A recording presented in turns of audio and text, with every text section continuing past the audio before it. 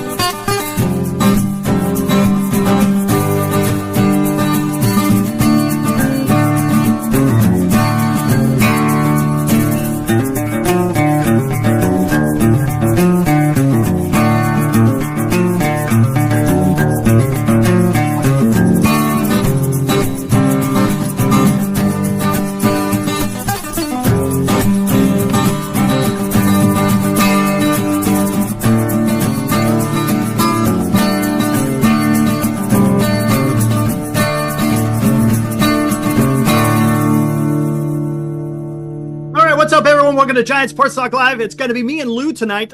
Glenn is having some issues up in Winnipeg. Whoa! Hey! Where are we? Hey! What the hell? Let us again, huh? Forgot to take off the repeat. But anyways, Glenn has something called a blizzard coming through Winnipeg, so he's having some issues with his power and all that stuff. So if he joins us, that'd be awesome. But if he's not, that's the reason why. That happens. You cannot beat Mother Nature, can you, Lou? Matter of fact, we got some rain coming ourselves. Yeah, last time I looked, there's two things undefeated. When you fall on cement and Mother Nature. I think they're both undefeated. You know, it's one of those things. Now, also, I believe, Glenn, you know, if we all been watching the news, East Coast got bombarded Saturday night, Sunday. If you guys went to high school, you actually would know where Winnipeg is on the map. So, you know, it's crazy. I think last week he said it was 11 degrees, but it was like 44 below with wind chill and everything. So, hey, I enjoy the Bay Area. We complain when it's 55 and it's a little rain. So that's why we all move out here. Yeah, exactly. Or it could be he's ashamed that Canada got beat again in the Olympics. Go USA. Yeah, how about that? That was fun to see. Yeah. You know, it's not. Look, everyone brings up 1980, but 1980 was so much different, right? The big bad Soviet Union, right? That's the Soviet Union. That is our mortal enemy, right? And we went out there and we beat them. Canada, right? Not necessarily a mortal enemy, right? But they're very good at freaking hockey, and for Team USA to go out there and get that win was awesome. Both the women and the men, so that was good to see, right? Little patriotic there, so that was fun. Gary, our good buddy over in New York, 24 inches of the white stuff, man. Oh man, no, thank you, man. I had to deal with a little bit of snow when I was in Germany, and that shit was not fun, man. It was not fun. My sister's in New York, and I said, "Hey, how's it going?" And she lives in a place called Sutton Place outside Manhattan. And she took a photo because she had to walk her dog, and she was the only one. I mean, literally, there was nobody else on the thing, you know. But she was dressed like a mummy, you know. I mean, you couldn't see her. But hey, you want to live on the East Coast? That's fine. And let's do this. Let's get all this weather out of the way now. Yeah. You know, I don't want it when the Giants have to go back to New York where, you know, we have rain outs or snow outs or something. You know, let's get these storms out of the way and let's get the summer. Oh, man. MV, he says, good here in Tijuana. Be careful out there, my friend. It's a little crazy down there south of the border right now. Again, if you guys are watching the news, I'm sure you guys seen what's been going on out there. So, again, for those of you living in Mexico, be careful out there, right? Or those who are visiting. It's kind of dangerous. Hopefully it will pass over here fairly soon. But again, thoughts and prayers. Absolutely. All right. Left on base. I see what you're saying. I'm not going to go there. That's a topic for a different show. But weekends. Weekend of baseball. I tell you what, Lou. Right now, Giants undefeated, 3-0, baby, in the Cactus League. But that first game, I tell you, it was fun to just. It was a nice, beautiful day here in the Valley, right? Got to put on the radio, got to listen to John Miller and Dwayne Kuiper start calling games. And I tell you what, it's great to hear that. Right. The games mean nothing. It's practice. We're talking about practice, right? It's practice. But it's fun because you're starting to get into the rhythm. You're starting to hear the familiar voices on the radio. On Sunday, of course, our good friend Marty Lurie had his first show of the season. And it's, again, you're just starting to get back into it, man. Baseball is around the corner, Lou, and it's just fun to be able to hear the crack of the bat and the pop of the glove and the crowd. Of course, John Miller and Dwayne Kuiper. Gosh, come on, man. Yeah, that means all is right with the world. It's been 5 months since the Giants actually were eliminated. You know, we forget we got an extra month of baseball playoffs, which were spectacular. Mm-hmm. But, you know, there's nothing like it. You know, it's sort of amazing growing up. You knew you had a few things during the Christmas holidays, like Eric, you know, the little drummer boy, Santa Claus, Rudolph, and everything. But once you got over there, you had the bowl games, and then slowly but surely, baseball was around the corner. You know, spring training, the little teas that every year gets you going, and then, you know, before we know it, I mean, it's the 23rd right now. Okay, if you guys look, we basically have a little over a month, and then opening day. Yeah, I know. Crazy. It's amazing. And next week, at this time, next week, we have the WBC. The Giants actually play against the U.S. WBC team in a practice game. You know, it's going to be, and I like it because, you know, we do our shows Monday, Wednesday, and Friday, but, you know, I can always turn on the MLB network, watch a little action. Hello, how you doing, Isabel? But it's nice to see, you know, it always seems like the Padres, you know, some of the people that we're competing against are there. And no, I enjoy it. Baseball is so close right now, we can almost taste it. Yeah, it is. A couple of moves on the weekend, right? Michael Conforto going to the Cubs. How about that? Forever Giant, Michael Conforto. Yeah. I mean, it's depth. It's depth. That's pretty much what it is. You know what? That ballpark could fit him. You know, that guy, maybe. You know, say the wind's blowing out. He's the type of guy that can have 3 homers in a game. Dude, he killed us. He killed the Giants. Of course he did. He did Everyone nothing. Kills us when they go against us. Yeah. He had like a sub 200 batting average. He comes into Oracle Park and hits like freaking Mickey Mantle, man. It's like, come I think on, you know what? He was like 7 for 9 in the series. Yeah, it was ridiculous. I was at one of the games and I'm like, come on, what are we doing here? Get out of here. But you know. Yeah, Armand, I saw that Skubal announced he's only going to pitch 1 game. I think Webb, I think Logan Webb may only be pitching 1 game as well. I think Skubal's pitching the opener, and then he's going to go back to the spring training. And watch. Yeah. And then supposedly he wants to be able to watch the team play if they get to the finals. So we'll see what happens. But it was great to see you got Giants baseball. I saw in the comments Insane talking about the triple play. What was that? Look, that was more horrible base running by the Cubs than it was with the Giants. But hey, it was smart. Look, Rafi Devers made a smart move, right? He went out there and cut it off, and it was able to get the runner at second. And then from there, everything went to hell. Everything went to hell for the Cubs. But it was pretty. You don't get to see that all the time, right, Lou? You don't get to see it's a triple play. It's still one of the most rarity things in baseball. You know, again, this is what spring training's about. Because to tell you the truth, if I was a Cubs fan, I'd be sort of upset the way the last out happened. You know, you have a coach there. The guy walked off. The one thing I did want to point out is one of our writers was saying, thank God Lee's in right with his incredible arm. First of all, it wasn't because of his incredible arm. It was because of horrible base running. The Giants have been very lucky in these 3 spring training games. The first game, you had a starter that pitched 1/3 of an inning, 8 batters, gave up 5 runs, 3 hits, walked 2 guys, balked, and couldn't find the plate in 1/3 of an inning. And this is a guy supposedly that might be our 5th starter or a guy off the bench. The second one, you have a triple play on a play where, like I said, they said Lee's arm, my God, he could maybe be one of the strongest arms in right. If it was a better one and it went to the plate because it wasn't shallow, we would have never saw the triple play. So it really wasn't because of Lee. It was because of Devers being smart and understanding first base. They also had another running problem yesterday where the Giants got out of a situation because the base runners actually screwed up again. So that's what spring training is about, because even though they're professionals, a lot of these guys forget the rules. The umpires forget the rules. And, this new thing where I watched probably versions of 6 games. I'm already getting sick and tired of it because it seems like every time. That's all you're doing. In fact, if the Giants are smart, that's the merch you should get. Every time. Get a player doing this. Yeah, that would be something I would, I'd wear. So you get a hat with an arm that goes up and down. Constantly does it, yeah. Oh man, but look, just to summarize a little bit on Saturday's game, couple of things on Saturday's game. Birdsong, man, it's early, and I'm not too concerned. The only thing that I didn't like about it is just the perception, because what he did last year, right? It kind of left off. He started from where he left off.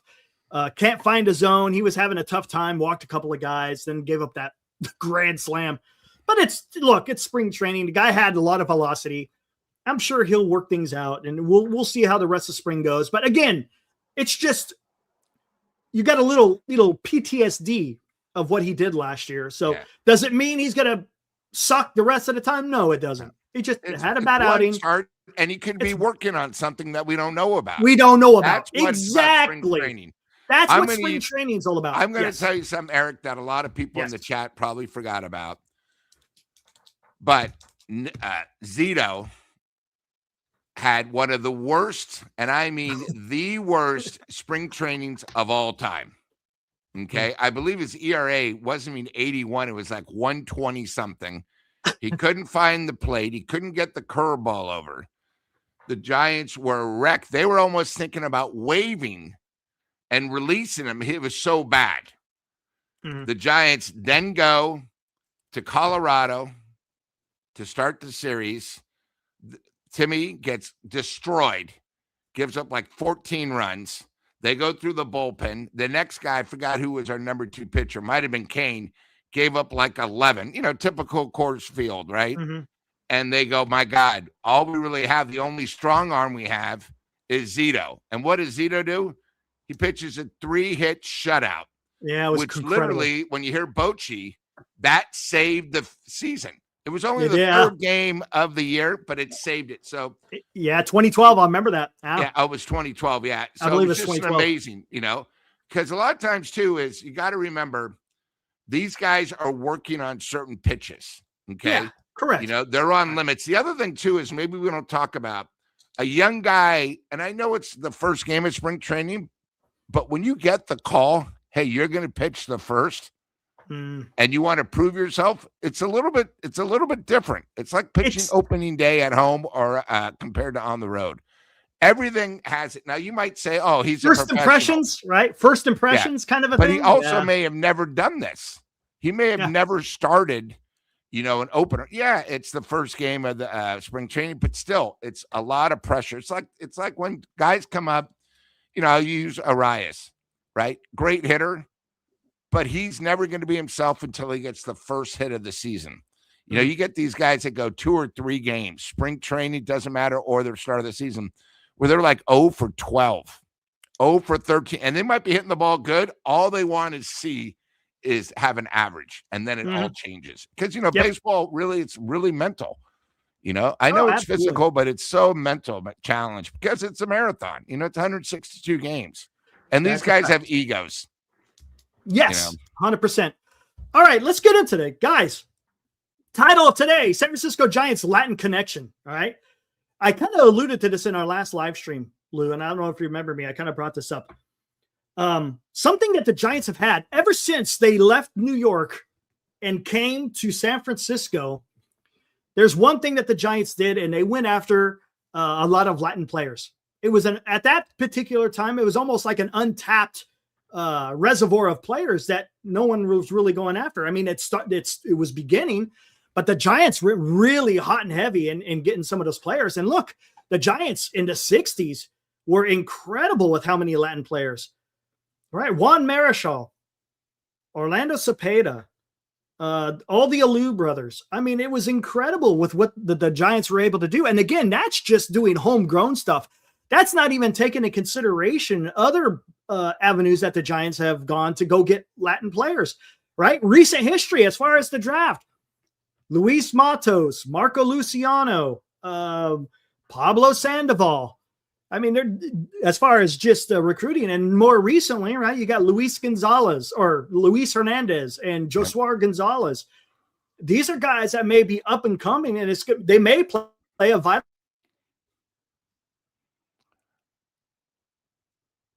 part in what the San Francisco Giants do in the future. It's great to be able to see that the Giants can go out there and be able to access the player pool that they can in Latin America. And look, it was so prevalent, Lou, that they even have an academy down in the Dominican Republic. Yeah, I think they have 2 baseball fields. Felipe Alou, right? Yeah. The academy down there. And academy. And I think you bring up a great point. That was our area, sort of how like right now everyone thinks the Dodgers are taking over Japan. You know what I mean? And that's the thing. I mean, growing up, to me, somebody who's still with us and he does our Spanish announcing was Tito Fuentes. He was another guy, very well known. Tito was the man. You know, he was our shortstop until we had Chris Spire, but he was the guy. He was the man. He now does. Remember Uribe, the skinny guy? Jose Uribe, of course. Yeah. You know, I mean, and then also, a lot of people don't remember, but if you remember 12 and 14, the blockbuster, Marco Scudero. The blockbuster, Marco Scudero. You know, who was big, but probably my favorite, and who was a great Giant, and we only had him a short time, was Angel Pagan. Angel Pagan. Pagan. Fielder, you know, really was our last probably solid leadoff hitter. Great guy, and was everywhere. And a complete player. Yeah. You know, so. And how about our 2012 World Series MVP, Pablo Sandoval? Took Verlander deep twice in game 1. Yeah. Wind up hitting a third one off of a reliever. What's his name? Oh, God, I can't remember his name. Yeah. Look at Gary, man, stealing my thunder. I'm going to play a little clip. I put it together. This is early in the inception of Giant Sports Talk Live. I put together a small documentary. It's like 5 minutes talking about Alex Pompez. Exactly. He was the key factor in the Giants being able to go down south and be able to get these players. He was huge. I think, if I'm not mistaken, Gary, right? Wasn't he part of Ozzie Vigil, right? I think he helped Ozzie Vigil break the big leagues, if I'm not mistaken. And look, he just didn't help the Giants. He also helped other clubs as well with Latin players. Unbelievable, man. I tell you, if it wasn't for him, who knows what the Giants would have been able or not been able to do as far as getting talent. And Alex Pompez also was played a hand in signing Willie McCovey as well. The guy was a baseball guy. I'll play the clip here shortly. Again, it's a small little 5-minute documentary. I think you guys will like it. But the Giants are doing the same. They're still carrying on that tradition. Look what they got right now on the thumbnail. We got 4 guys in the middle of the lineup that are going to be hugely important if the Giants want to succeed, right? You got Luis Arias, who looks like maybe leading off. You got Willie Adames, who may be hitting second. You got Rafael Devers, who may be hitting third. And you got Elliot Ramos, who's maybe cleaning up. And look, all 4 of them, right? Arias is from Venezuela. Willie Adames and Rafi Devers are from Dominican Republic. And of course, Elliot Ramos is from Puerto Rico. It's awesome. And I love to see it. Maybe, this could be something. Hey, the 4 horsemen, if you want to call it that, right? You guys know what I'm talking about when I bring up the 4. All you wrestling fans, you guys know exactly what that's about. And if the Giants can do that, if those guys are all freaking contributing, Giants are going to have a damn good year. There's no doubt about it. And it's great to be able to see that. And here's another thing as well, right? It's not, and we're talking about Latin right now, but we're starting to open the door to Korea since, the Dodgers have kind of got Japan on lockdown. Yeah. Giants have Jung-Hoo Lee. They used it this offseason to go down to Korea and, make a presence about the San Francisco Giants. And again, that could pay dividends in the future. Let's see how Jung-Hoo Lee does this year. I'm hoping that he has a better year than he did last year. And look, he finished strong, right? Started off pretty good, then he kind of slumped, and then he finished strong. But these Latin players, I just love it. And I don't know. Lou, talk to me. Have you always enjoyed watching somebody? I remember Candy Maldonado. I remember him when I was a kid growing up. I was another guy that was I hated as a Dodger, but loved as a Giant. Correct. I think when you go down this alley, to me, they just are like a couple years ahead of maybe the college players. And that could be because maybe they have a little bit better talent growing up with, where you had to earn your stripes. Where, you get these guys out here, great high school players, but they're not going against the top level. You know what I mean? Down there, it's survival. And the Giants are picking guys that usually are successful. And the rumor is, if you want to make it to the big leagues, listen to the Giants, because you're already proven that they have. And that's a big factor. It's not always about the money, because a lot of these kids come from really broken down areas. And once they do sign, they're taking care of maybe 20 people, not like just a family. But the Giants have proven that they can get great people and specialties. And what I mean by that is, like, when you guys see the recent drafts, we're going after shortstops. Tito Fuentes, shortstop. Juan Marichal, one of the greatest pitchers I'd ever seen, right? But special performers that really make a ball team. It's not like, Candyman, was a Dodger, was a great player, but he had that oomph, you know what I mean? Where these guys, they need to prove it all the way. Once they get to the majors, boy, they still have that oomph, which, I think a lot of times the Giants have been sort of soft recently, you know what I mean? Where we don't really have the villain, the power guy. That's why I'm sort of excited about Devers. Where he could be everyone's nightmare, but he's our nightmare.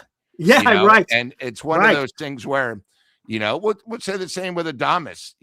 Adames at times can be a stud, but he's our stud. And, really, Arias, now that we know that he's healthy right now and he's really getting better, we're going to have a hitter. And I am excited, Eric. I think you and me both are really excited about the offense. I think it's better. It's an upgrade. If we can just work on our defense, strikeouts, and get pitching, this team's going to be fun to watch. It is. And here's another thing too. And what the beauty of the game of baseball. Forgive me if I'm going to kind of pontificate here a little bit. But why was Latin America a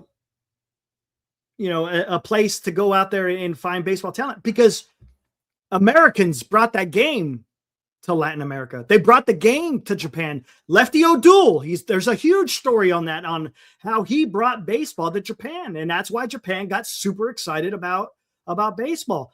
And it's great. If one thing, right, and I've talked about this before, baseball can do so many wonderful things.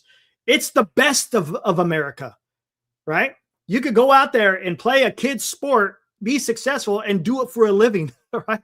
And again, you're bringing those people into American culture as well.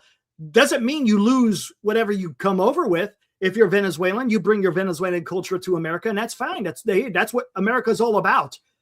America's all about that. And it's awesome to see that, hey, America has some good out there to where you're passing along America's pastime. And to your point, what you were talking about, they have such a joy for playing the game. They got a fire in them. There's no doubt. Everyone you watch when they play that, it's not winter ball, but what is it? Where they have the Venezuela Baseball League, and also in the Caribbean Championship. Yeah, it's unbelievable. Yeah, it's insane. You want to talk about it? Everybody's involved. I think, Eric, behind soccer, it's probably the number 2 sport, because a lot of kids don't want to do football. It can become violent. Maybe they're not good. They get picked on. But baseball, what's so unique about baseball, it doesn't matter your size, your strength, your color, anything. Because, you look at baseball, you got guys that are playing in the major leagues that are 5'2", and we're being gracious, that are hitting 30 homers. Then we have guys, someone who's like 6'7", who, if he can do his thing, might hit 30 homers. You have guys that can go on the mound 5'2" with legs that are steel that can throw 100 miles an hour. Yeah. You have guys that can throw curveballs. The game is for everybody. And a lot of people growing up, especially in Puerto Rico, all you needed, you could always borrow somebody else's mitt, and you could always borrow somebody else's bat. You just had to show up. And I think it's one of those things where, 5, 6 years old, you learn the game, you love it, you can play it as long as it's not raining. It's competitive. It's just so special, baseball. And the other thing is you could be at a great game. It's 10-8 or a 1-0. There's just so many different variations that everyone loves. Plus, I think a lot of people forget in the 50s and 60s, and I think that's what you were going to say, Eric, is you used to have traveling teams that would go. Even before that, we're talking like turn of the century, like Babe turn Ruth. Of the century, yeah. Where these guys are living legends, where they would take a train, they would go, they'd have fundamentals, they would teach kids how to do it, they would donate stuff, it was amazing. Plus, I think the one thing about baseball, I had is we didn't have T-ball, but I went to Cub Scouts where we played softball, so it's a little bit easier to hit the ball. So again, hand-eye coordination, you learn that. Then you went to hardball. Then you played, then you play in flame, CEO. But like I said, it's one of those things where the greatest thing you could do is take somebody to a baseball game and they're hooked. Because once they understand the game, they understand the rules, which are pretty easy, and you get to play the game, you're a fan for life. It is. And that's what happened when those guys barnstormed, Babe Ruth and all of them. They would go abroad. They went abroad. And when I mean abroad, there's photos. We're talking in the early 1900s of a baseball game being played in front of the Egyptian pyramids. I mean, come on, man. It's gone everywhere. Now, of course, it doesn't take everywhere, but in Latin America, it took. In Japan, it took. And it's just great. The stories that you hear. Look, if Americans never barnstormed in these areas, we would have never seen the likes of Juan Marichal or Orlando Cepeda or Albert Pujols, you name it, right? We may have never ever seen these guys, and it's absolutely Roberto Clemente, right? We would have never seen these guys if America's pastime was not traveling abroad, and it's awesome to see that. And I'm glad that the Giants have these guys on their team, right? It's not just because they're Latin; they're damn good players.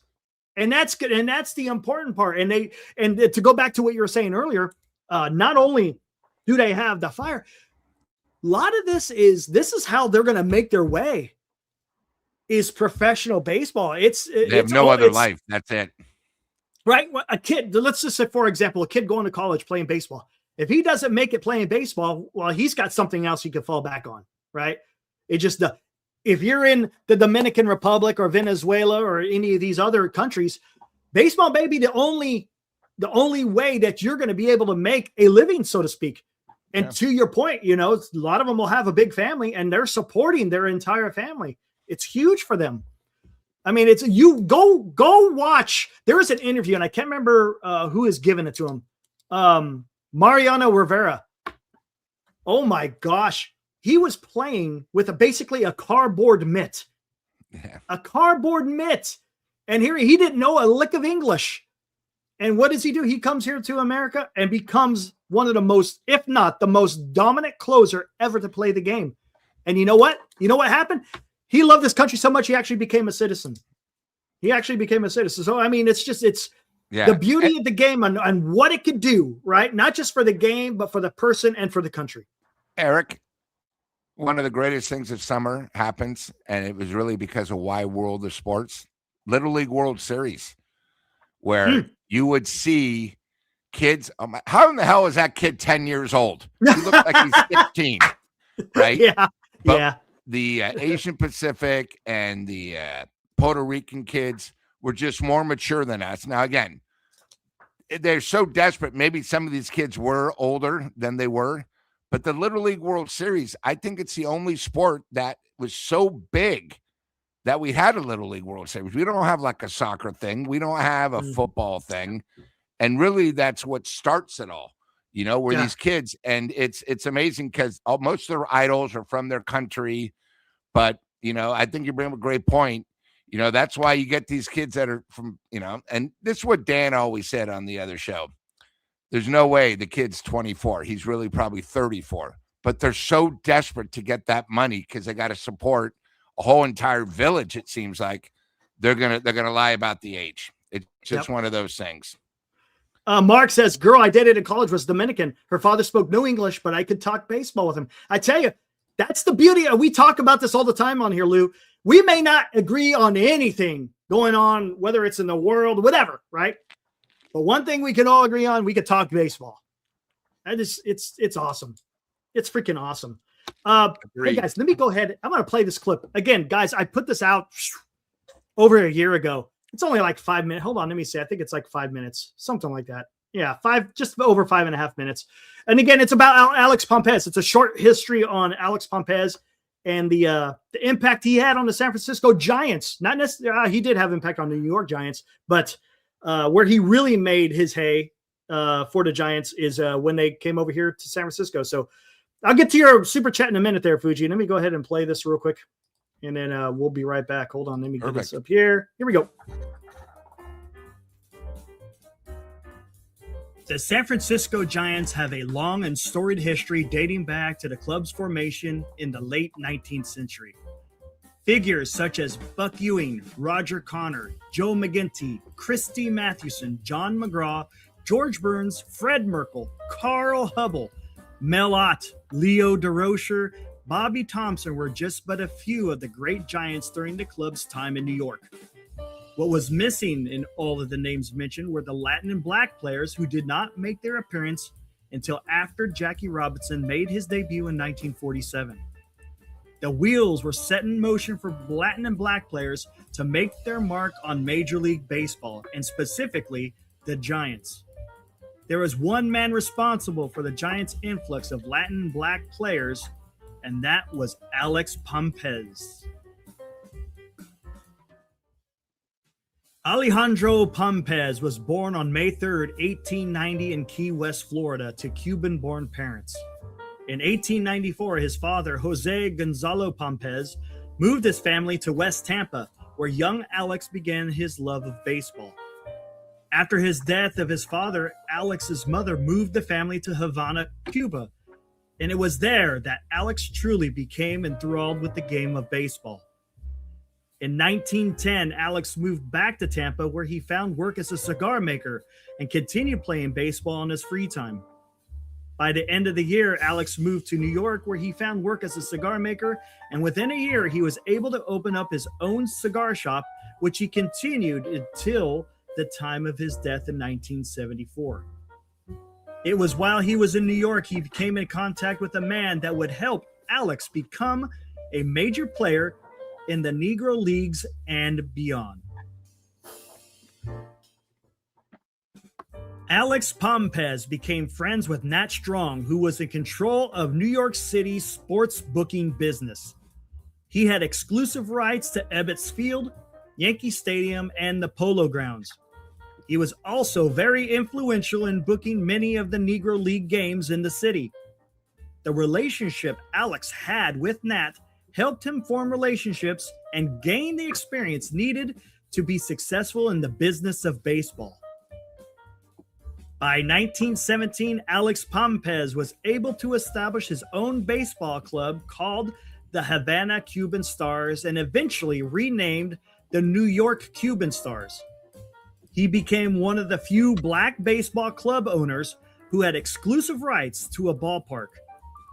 His use of the Dyckman Oval helped him avoid booking agents that had long controlled black baseball on the East Coast.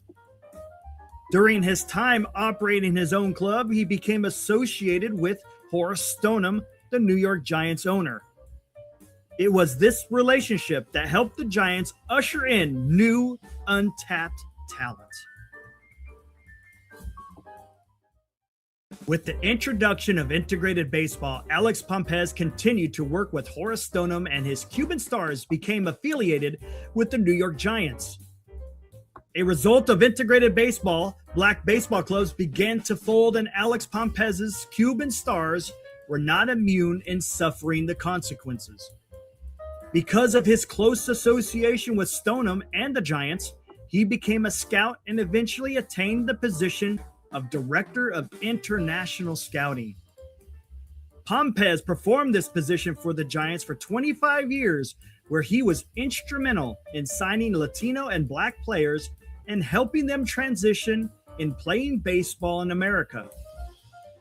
Alex Pompez was a key figure in identifying and recruiting eventual Hall of Fame caliber players to the Giants, such as Juan Marichal, Orlando Cepeda, and Willie McCovey. He was also responsible for other players that were vital to the Giants' success, such as Monte Irvin, the Alou brothers, Felipe, Matty, and Jesus, and Tito Fuentes.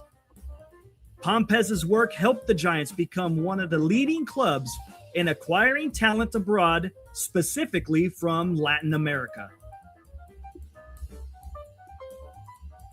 Alex's most important contribution to baseball was the opening of the Dominican Republic player market. This untapped reservoir of talent would benefit not just the Giants, but also the entire league.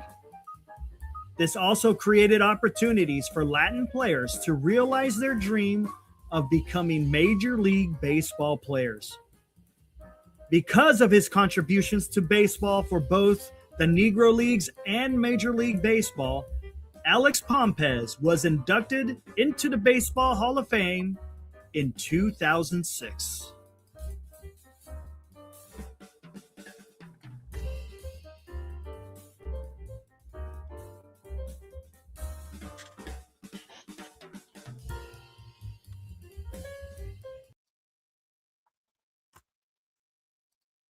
All right. There we go. How about that, huh? Not too bad. Eric, I want to say something with the chat. I thought that was very well done. I didn't know the history about him. And somebody in the chat said it sounded like we were watching a young Ken Burns. I thought that was badass. So well done. Thanks. Well done. Appreciate it. Man, I really enjoyed doing that stuff, man. It was fun when I put it together. I was hoping it would be a little bit longer, but hey, it all worked out. I kind of talked a little bit faster. Thanks. And Gary, hey, Gary, I appreciate that. Thank you. Appreciate that. Again, guys, go check out New York Giants Preservation Society on YouTube. Fantastic information. If you like what I just put together, go check out what Gary puts together. He brings on some fantastic guests, a lot of authors, and also a lot of people associated with the Giants too. So guys, go make sure you check that out. New York Giants Preservation Society. Will not be disappointed. Thanks, Gary. Appreciate that. Awesome. Thanks, Rosemond. Appreciate it. But yeah, man, it's fun talking about that stuff. Again, it's something I enjoy. You know, history's one of the things I enjoy talking about. Baseball is part of that. So, man, again, thanks, guys. Appreciate that. Charlie Brown, yeah, I put a little jazz in the background. It just helps it. It just helps when you put a little music behind it while you're doing a narration. It makes it flow a little bit better. I like doing that. All right. Well, we got 2 super chats by the Fuji. Yeah, let's do that by Fuji Simeon, our buddy. I think he's a Reardon guy, right? Isn't that who he is? I think he's a Reardon guy. Donates $5. Says salary floor / cap argument aside, what is the one thing or rule you two would like to see in the next CBA? What do you think? I got one. Yeah, I think I've been saying this. You know, everyone blames the Dodgers. I think if the bottom 5 teams don't spend, they should be penalized. You know, these owners, if you don't want to spend, then sell the team. And what I mean is, you know, we all watch the same, seems like 4 or 5 teams just don't want to spend. They don't want to spend. They don't want to spend. Now, it's different if you're someone like San Diego or Minnesota that might have new owners or something and they're getting the feel of it. But it seems to me, and what I would do is I'd make it pretty tough. Hey, you're just there to make money. You're not helping the fans. You know, you have 3 bad years and you don't spend any money, then you're going to lose the next 3 years of your picks. You know, make them so they got to spend the money because it's every other team. Because more really of the New York Yankees, we're getting jealous. Now people are jealous the way the Dodgers worked. Okay, but you got to remember, if you're upset at the Dodgers spending so much, you got to be upset at 5 or 6 teams that aren't spending. You know, we complain about the Giants not spending enough.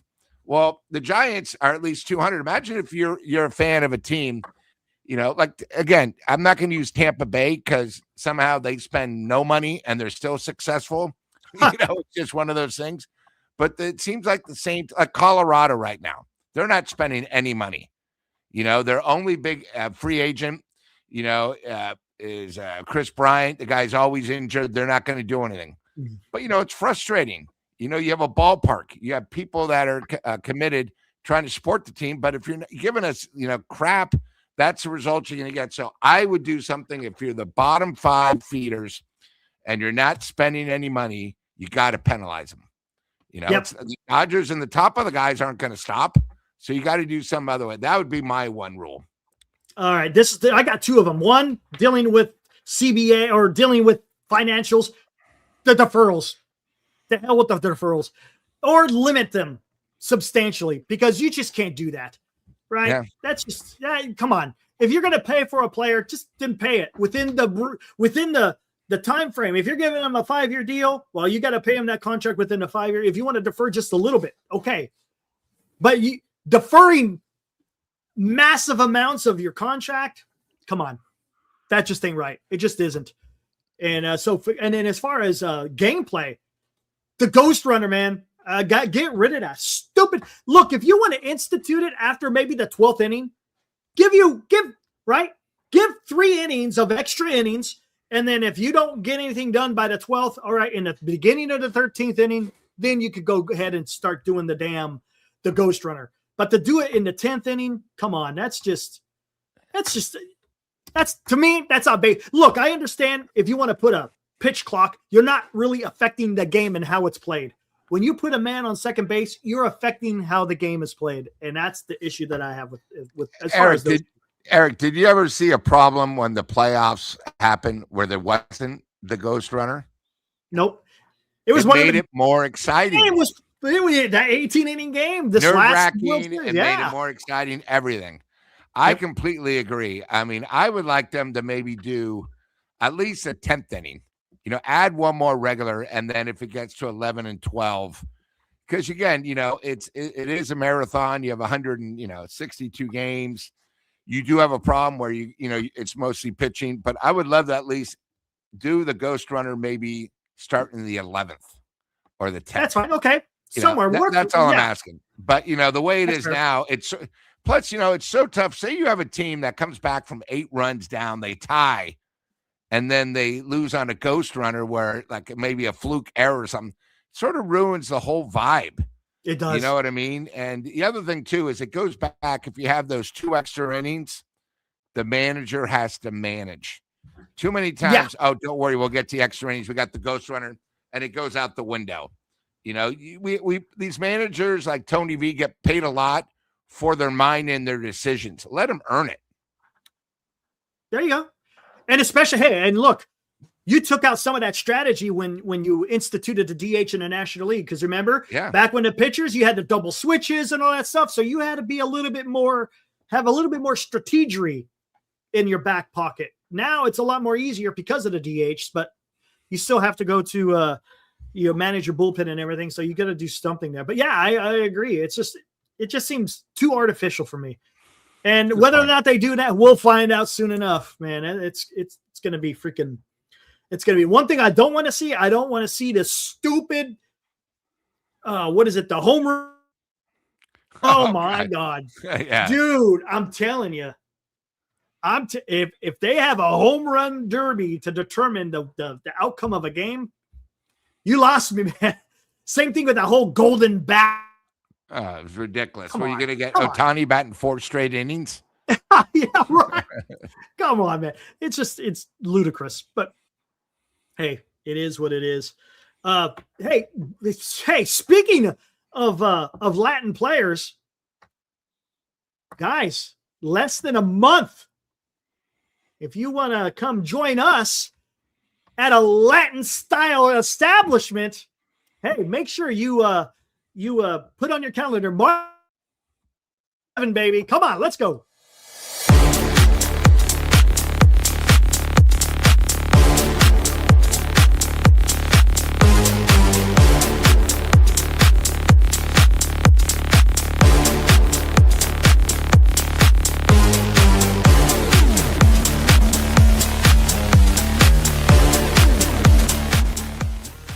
Come see Eric, Glenn, and Lou for the Giants Sports Talk Live meet and greet, March 14th from 3 to 7 p.m. at Tommy's Mexican Restaurant, home of the world-famous Tommy Margarita.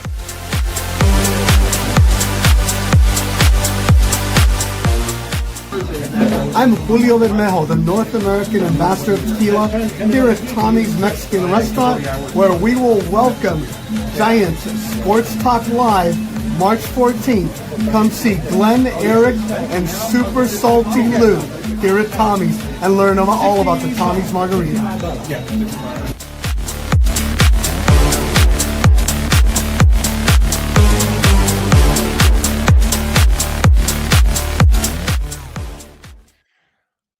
There we go, baby. March 14th. Lou, it's going to be here before you know it, Lou. I know. And Eric, we made it easy. If you guys are going to the Fan Fest, the Fan Fest is from 10 to 2. Enjoy the Fan Fest. Take an Uber or drive over 24th and Gary and come meet us. We're going to have surprises, raffles. I mean, you get to enjoy margaritas, food. I mean, it's a no-brainer in my mind. No-brainer. Exactly. And hey, real quick, we have a sponsor that is sponsoring our sponsor, Ocho Tequila, right? They're going to sit there and there, guys, if you show up, the food and drink is going to be provided for you guys. You guys don't have to pay for anything. All right. Well, only thing we ask, just bring some money for a tip. Again, we're going to have some people there cooking up the food and serving everybody. So just keep that in mind. Just be kind and tip for the people if you decide we'll have a little tip jar. You know, do what you can.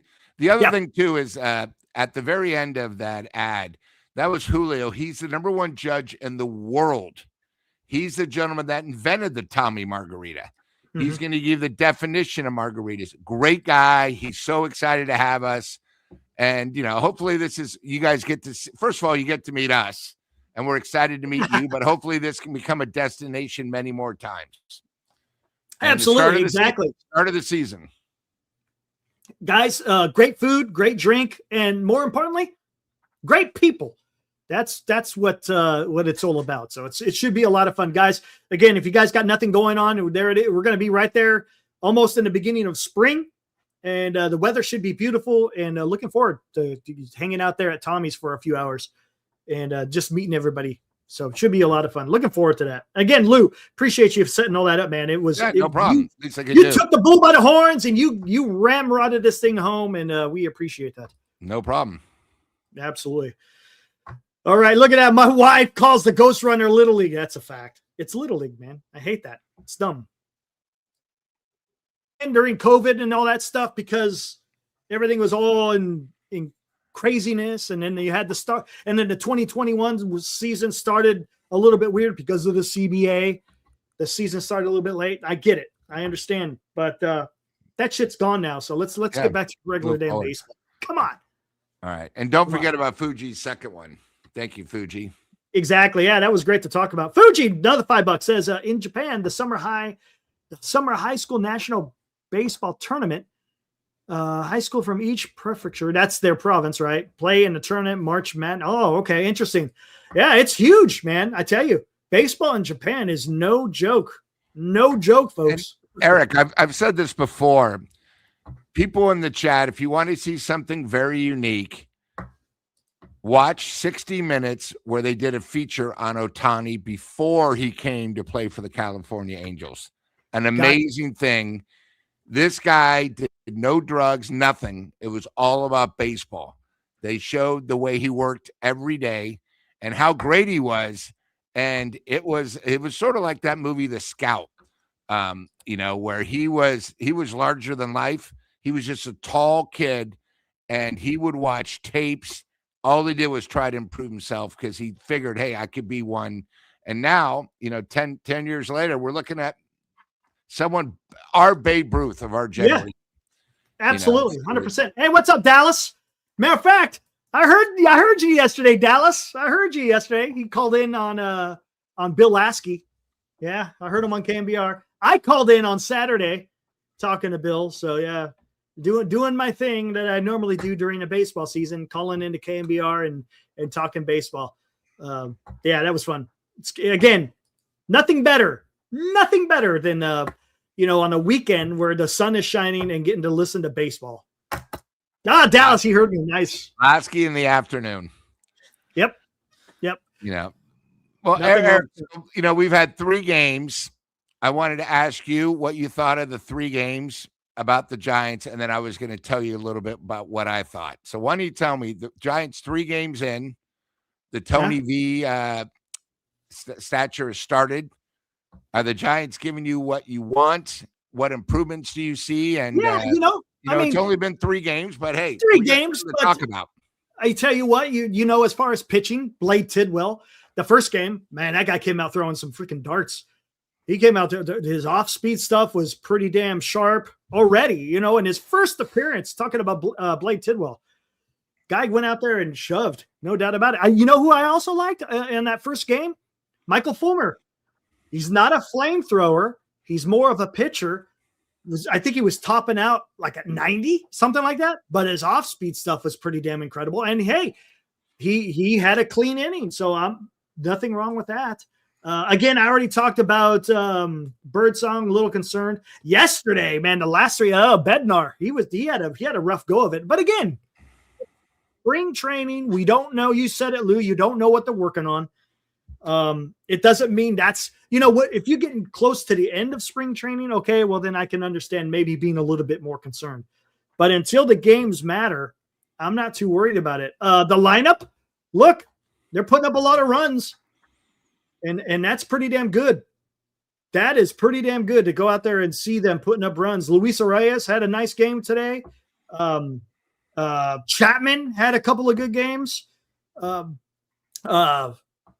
Devers today, I think he struck out twice, but he had a nice one thing I liked on that first game is they were getting hits with runners in scoring position.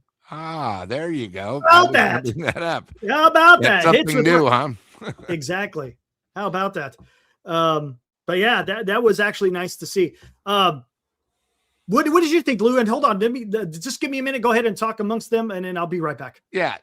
The one thing I'm getting a little sick and tired of, and I've seen a few people in the chat, and I saw Alex Pavlovich bring it up 3 times, and he keeps referring to the Giants, the reigning Cactus League champs.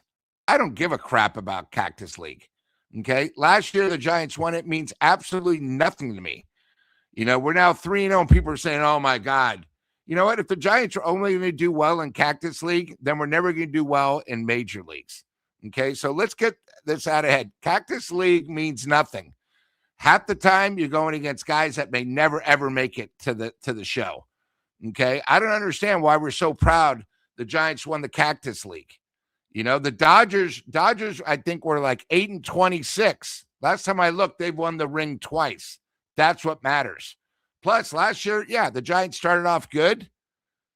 And then what happened? They fell apart like usual. So, again, everyone getting excited because we're the Cactus League champs. My God, this is not the bad news bears, okay? So let's put that behind us. I think what is good about the Giants is they're hitting in runners in scoring position, which we have not seen at all. That a lineup has been consistent, and I'm more worried about the starting pitching. The bullpen has sort of been, for me, where it's opened my eyes. Yes, correct. It's been one of those things where, if you remember, the Giants were saying, hey, we have a lot of youth, a lot of young arms, and hopefully someone's going to be able to step up. And I think they've been doing a great job. You got to remember, they gave up 5 runs in 1/3 of an inning. The rest of these games, they literally aren't giving up anything. So the pitching's been consistent. Okay, so I really think that's been great. Hitting in scoring position, I think that's been great. But keep talking about us, we're the Cactus League champs. Guys, nobody gives a shit. Okay, it's the same thing. I brought this up last year. Everyone was excited when the Giants won the California League, which is single A. And it was, I think, 5 years ago they won it too, and only 2 guys from that single A made it to the majors. Guys, you know what? The farm system we know has problems, but we got to start worrying about the major league team. I don't care about the Cactus League. I want them to be successful when it starts. You know, it's like I'll use the analogy racehorses. This horse works out great in the morning, but when the lights are on, it's not the same. And once the lights start against the Yankees on Wednesday night, where we're the only game in town, that's where I want to see all the work that we did in spring training to come through. Hitting behind the runners, hitting runners scoring position, you know, having a starter actually go 5 or 6 innings, you know, giving them a little time, and then having the bullpen lock it down and getting our first W. You know, I'll admit, hey, if the Giants start off 3-0 and we take 3 from the Yankees, hell yeah, I'm going to be excited. But right now we're going against teams that are playing starters a couple times. You know, I think the one thing too is a lot of us don't really watch the spring training games unless it's on TV and we know who the Giants are. Guys, spring training, there are more guys with numbers above 75 that you have no clue who they are. Okay. So it's just one of those things. Okay. Yep. But the one thing is, hey, I'm taking positive because you know what? It's been 3 games, but I think a lot of the problems that we're worried about, they've been doing, and I know it's only 3 games, but hitting and running scoring position, coming from behind and keeping the lead are all very positive. And that's what it takes to me. And I tell you, the one thing I'll be keeping a key eye on, I've been saying it here on the show often, is this bullpen competition. That was the title of our last, right? Bulls on Parade, because who's going to be the guy that's going to lock it down, so to speak, and get that roster position? And there may be 2. So we'll see how that's all going to pan out. And that's something that I'm looking forward to see how that's going to work out. Nate, the Real Nature Guy, our buddy from Minnesota. What's up, man? Christener, right? Christener said, will it be Gilbert or Brennan? That's a good question. Brennan had a nice hit the other day. I don't know. Again, that's going to be a competition for that 4th outfielder. Who's it going to be? Is it going to be Gilbert, Matos, Encarnacion? Is it going to be that kid Brennan? He's on a major league contract, right? So, but he does have options. Is Bryce Eldridge going to make the roster? We don't know. Maybe he does. Maybe he doesn't. We'll see how that all works out. And again, that's going to play into whether Encarnacion is probably going to be on the roster or not. It's going to look. It's going to be quite interesting. That 4th outfielder and the Eldridge question, as far as position players, those are the ones that are going to be something to keep an eye on. But I tell you, the bullpen going to be interesting. Speaking of pitching, Giants went out there and signed another former Dodger. Pirate and Dodger, Honeywell Jr., right? Isn't that who it was? Yeah. I guess he was a highly touted prospect at one time, battled injury, but yeah. The usual. And it's a minor league deal, so I could care less about that because you need that in the minor leagues, right? You need to fill out a roster for your minor leagues, and who knows? Maybe that's a guy they have to rely. Hopefully, it's not a guy they have to rely on, but you never know. Maybe he gets into Sacramento, he starts dealing. And then it's like, okay, hey, maybe he leapfrogs some guys. So there's nothing wrong with that. He's not affecting the 40-man or the 26-man. And again, it's depth, and that's okay. There's nothing. That's a kind of move that's okay, right? You just need that depth. So again, so far, love what I'm seeing as far as a spring training. And you know what else I love? There's no issues with our manager. For example, he's like paint on the wall. What does that mean? What does that mean if that's what I want? I want him to be like paint on the wall. Can anyone guess what that means by being paint on the wall? You don't notice. He's just out there. It's performing the function that it's designed to function, right? He's going out there. He's managing. There's no weird stuff going on. And hey, let's just go out there and prepare for freaking the season. That's what I want to see. That's perfect, right? Behind the scenes, let him do what he's got to do behind the scenes. But you're not making any stories. And that's, hey, there we go, man. It's all about preparing for the season and going out there and winning some freaking games, man. Come on. That's all I care about. How about you? I think you bring up a great point is, he's like the CEO of the corporation, which is the Giants. And a lot of successful companies, when they're successful, you only know the name. You don't have to see the person.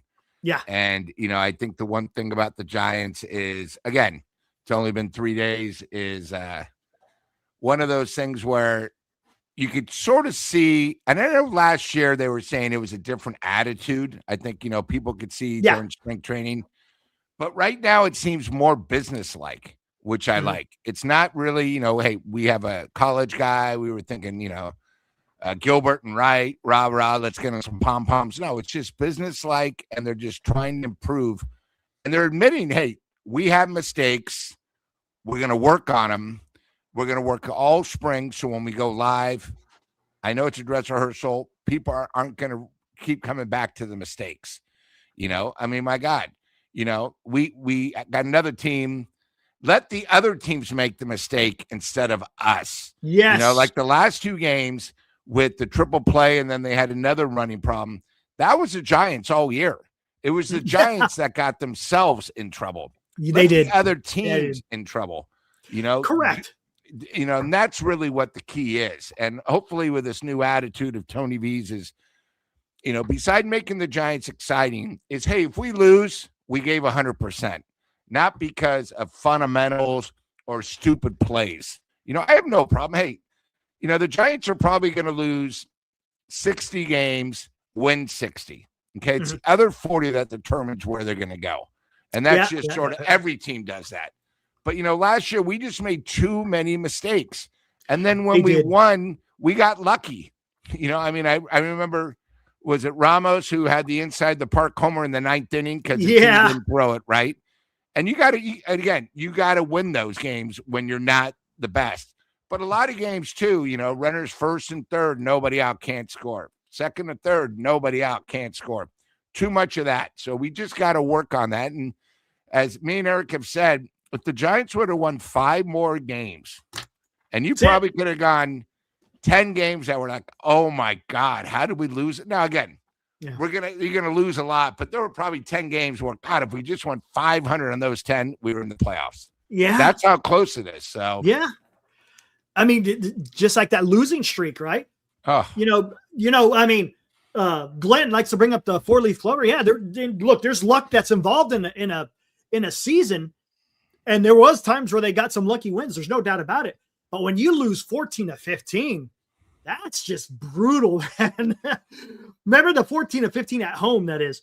That was just absolutely brutal. Because look, and they were against bottom of the barrel teams. Yeah. The Marlins and the Pirates. And it's like, what are you doing? And the White Sox, yeah. So you got to remember last year, the Dodgers, at one time, I think they had like a 9-game losing streak. It happens in a baseball season. It's just, what are you going to do with those other games? You talked about it, right? Yeah. A third of the season, and then the other third of the season. What are you going to do in those? How are you going to get through those situations? How are you going to adapt when things are down? Everyone loves the Giants in the first 30 games last year. My God, we were the Cactus League champs. Nobody cares about that. Yeah, but Lou, we came out, 20-8. I feel good. Okay, well, what happened the next 30 games? We were like 5 below. And then the next 30 games, we were 10 below. Then all of a sudden, we were below 500. And the excuse was, oh, well, we're not a good road team. Okay, but we lost at home. Oh, well, we're just – every team goes through losing streaks, and every team goes through injuries. The one thing I would have done 5 years ago is gotten rid of our doctors, because it seemed like I've never seen more pulled hamstrings in my life. Yaz must have pulled his hamstring 3 times every year. And, the thing about the Giants is we're not really super deep. We need these guys healthy and on the field. It's sort of like how our pitching staff is. Glenn always brings up we're decent right now and solid. But when we lose Webb or Ray, we're not that good. We're not that deep. So we need these guys healthy and just doing their job. That's all we're asking. Webb, give me 7 innings, keep us in the game. Ray, give me 6 innings, keep us in the game. And then really that's all it is. But, the way the lineup's done. And, I just think this year, if we can just really work on the fundamentals, that's worth at least 3 to 5 more wins. Now, I don't know if that gets us in the playoffs, but it's going to help us get a lot closer. Exactly. No, 100%. Hey, what did you think of that news? What was it, yesterday? Reese Hoskins couldn't even get a major league contract. He got a minor league contract with the Cleveland Guardians, man. Boy, you want to talk about tough. I figured he'd have a major league contract somewhere. I mean, it's good for the Guardians, but wow, a minor league contract. one of those minor league contract, but if he makes it, all it is the minimum. You know, they got to pay him. So, you know, why not? He's shown, first of all, he's a major leaguer. Yeah. And, you know, a lot of these teams, you know, I'm sort of surprised something like the Giants where the depth-wise, you know, we've talked about this. Our depth has improved with the last 3 transactions, but just overall, you know, to have like a veteran that we can do, because, you know, I think we're really going to miss, you know, a couple guys. Eric, one of your favorite guys, is now with Atlanta, who was a clutch hitter, Dom Smith. And, you know, of course, Glenn's favorite player was sort of clutch. You just need a guy that's a proven person, because a lot of these young guys that we're depending on, hey, they're all going to be ups and downs. Yeah. You know, it's good. It's baseball. You know, you got to remember, in baseball, you could fail 7 out of 10 times and you're successful. It's amazing. Hey, you fail 3 out of 10 times, or Lou, you're a Hall of Famer, man. You're a Hall of Famer, right? If you have a career, have a career where you hit the ball 3 out of 10 times, you are getting a ticket into Cooperstown. Speaking of which, did you hear the broadcast? Did you hear Jeff Kent on the radio broadcast talking about Alex Rodriguez? No, I didn't hear it. It was great. It was great because they were talking about how Alex Rodriguez slid hard into second base and it injured Jeff Kent, sprained his knee. He said his fat ass was sliding into that son of a bitch. He said it live on air. Oh, it was great. Oh, awesome. It was great. It was awesome, man. It was typical Jeff. It was awesome. Good and I think one thing about Jeff is, even though he played in other teams, you know, Houston after us, you know, we got him in the thing, is he has Giants written all over him. I know when he goes in the Hall of Fame, he's going to be a Giant. So, you know, I know the Giants are doing a lot. They're going to have a special day. And I think the Giants are doing it right, because I don't think they had that good of a relationship. But now that he's a Hall of Famer, he's might have gotten his guard down, you know, and I think he's sort of enjoying it that he's making the Hall of Fame and Barry's not. You know, it's something where, you know, it's one of those things like, hey, Barry, I made it. You know, because, you know, again, remember, they were fisticuffs when they were players. That happens. But, you know, I think the Giants are doing the right way. Another giveaway. And I think he's, you know, enjoying it right now. And why not, man? He was a great Giant. We got to take care of the guys that were great Giants. And they're retiring his number, right, in August. That's going to be something. Yeah. I mean, that one's going to be a good one. Let's see if Barry shows up for that one. I'm sure he will, right? Come on. They retired his, why not? Yeah. I mean, it is what it is. We all understand the whole, the issue with the Hall of Fame. It is what it is, but go support your guy, man. You know, he wants, and look, it's Dusty Baker, right? That's where Jeff Kent, man, he absolutely loves that guy. He's the one that he credits him for turning his career around. So there you go. Let's see. Look at that. Dallas guys tend to mellow out when they get older. Lou isn't even as salty anymore. Well, you look at that. Spring training. Back to super salty Lou. Spring training. Don't worry. I'm already upset at these writers. Susan's already blasted me twice because I've already called her a homer and says, hey, you're still on the Giants payroll. You're a disgrace. You know, and then I don't even listen to KBR anymore because these homers, like, they live in a fantasy world. I mean, pretty soon, you know, they're the same idiots that invented that horrible looking spring training hat. I get more ads. You know, it's funny. I say how ugly the hats are. I don't even look them up, and now I'm getting all these blasts on my smartphone. Hey, would you like to get a spring training hat? I still don't even know what that logo is. That pink crap on the side. It's ugly. I like the one from 2023. I got it. It has the cactus on the side. It's actually a nice looking hat. It's got the big G on the front. Yeah, I like it. Yeah, when they started, and remember, that was only for spring training. That was such a cool hat. Yeah. It was. I like that one. So that was a good one. And don't worry, once the season starts, I'll be back. You know, I'm in spring training myself. I've had a time off, so you know, and I have new bosses. I have Eric and Glenn, so I want them to think I'm normal. Then I'm going to come out and go crazy. I want them to think I'm Hey, that's one thing that isn't on the show is normalcy. This is anti-normal here on Giant Sports Talk Live. Anyways, hey, I think that was good. I think we checked all the boxes, Lou. Again, guys, Glenn couldn't join us. He's in the middle of a blizzard in Winnipeg. He sent me a video. The snow is coming in sideways. So he said he was having some power issues. So I'm sure that's exactly what's going on. So expect to see him on Wednesday, unless he's digging out. he might be digging out. Who knows? Anyways, yeah, this is the most normal night in history.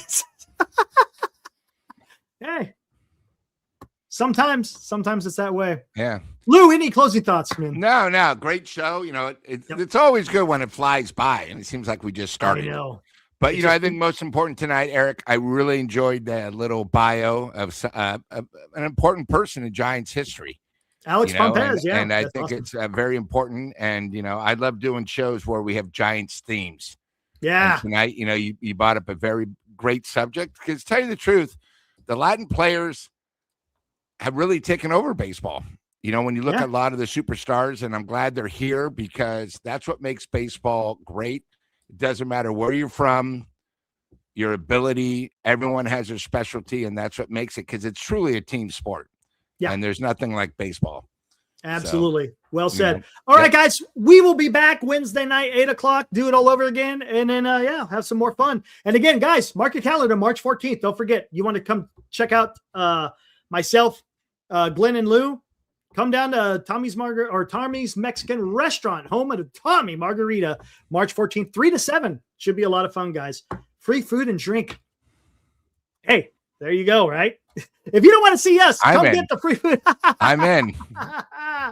All right, guys, be good, and we'll see you guys Wednesday night. Woo!